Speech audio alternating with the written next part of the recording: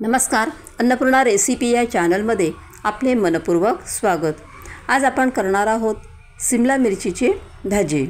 शिमला मिरचीची भाजी जर आपल्या घरात कोणी खात नसेल तर या पद्धतीने जर ती शिमला मिरचीची भाजी आपण केली तर घरातील सर्व लोक आवडीने खातील।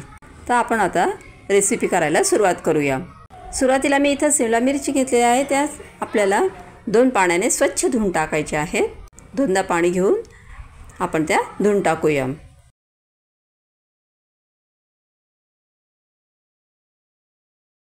नंतर मी त्या कापडाने पुसून टाकलेले आहे, कोरडा करून घेतलेले आहे। सर्व मिरच्या आपण छान पुसून टाकायच्या आहे।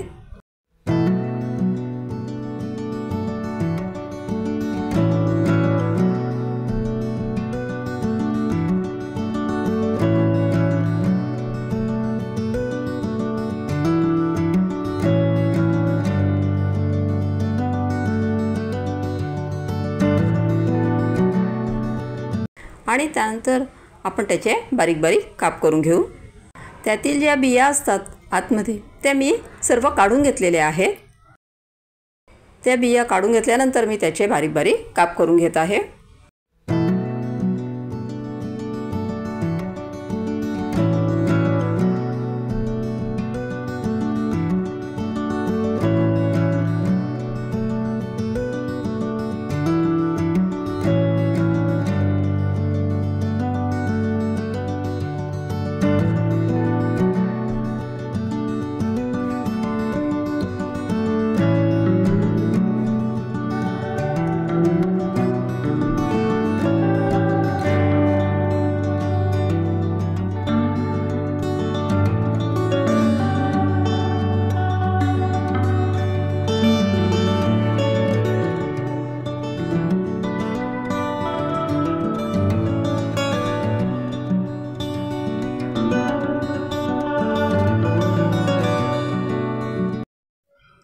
आता इथे आपण शिमला मिरचीचे काप करून घेतलेले आहे। आपल्याला जास्त बारीक पण करायचे नाही आणि जास्त जाड पण ठेवायचे नाही।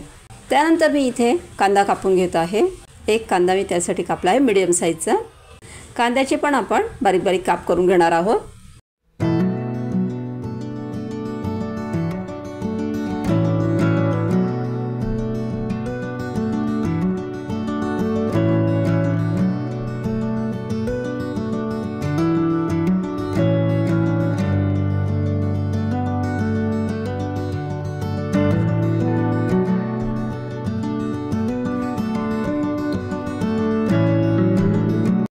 त्यानंतर आता आपण कढई गरम करायला ठेवलेली आहे।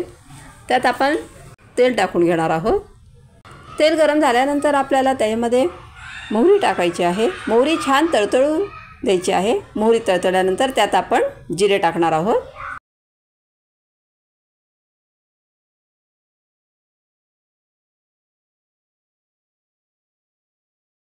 आता इथे आपले जिरे पण छान तळतळू लागले आहे।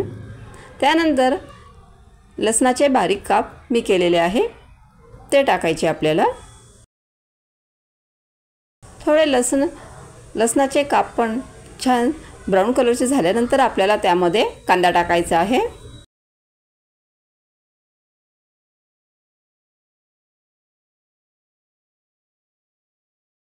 आणि कांदा पण आपल्याला छान ब्राऊन होईपर्यंत होऊ द्यायचा आहे।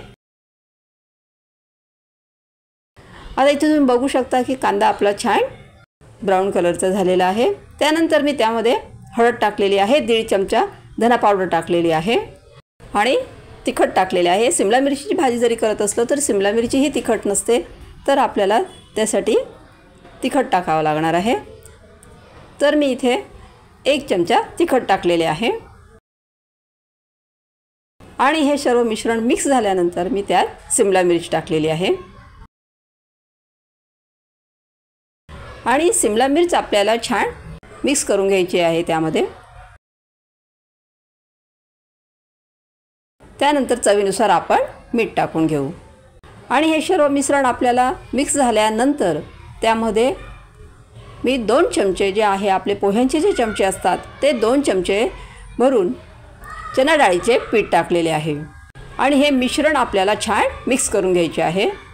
आता चणा डाळीचे जे पीठ आहे ते आपण असेच कच्चे टाकलेले होते त्याला आपण भाजलेले नव्हते, त्यामुळे आपल्याला ते पीठ शिजण्यासाठी त्यात थोडे पाणी टाकायचे आपल्याला आणि ते होऊ द्यायचे आपल्याला.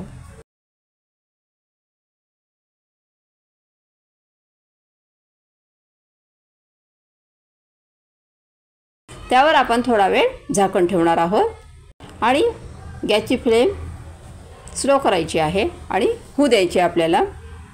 आता इथे तुम्ही बघू शकता की आपली भाजी छान झालेली आहे. अशा पद्धतीने सिमला मिरचीची आपली भाजी तयार झालेली आहे. अतिशय चविष्ट अशी भाजी तयार झालेली आहे. थोडी ओलसर मी केलेली आहे, त्याच्यात थोडीसे कोरडी केलेली नाही आहे पूर्णपणे, तर ओली भाजी केलेली आहे. अतिशय चविष्ट ही भाजी लागते. तुम्ही ही भाजी निश्चित करून बघा. माझी ही रेसिपी तुम्हाला कशी वाटली? रेसिपी आवडली असेल तर ह्या व्हिडिओला लाईक करा, चॅनलला सबस्क्राईब करा. थँक्यू.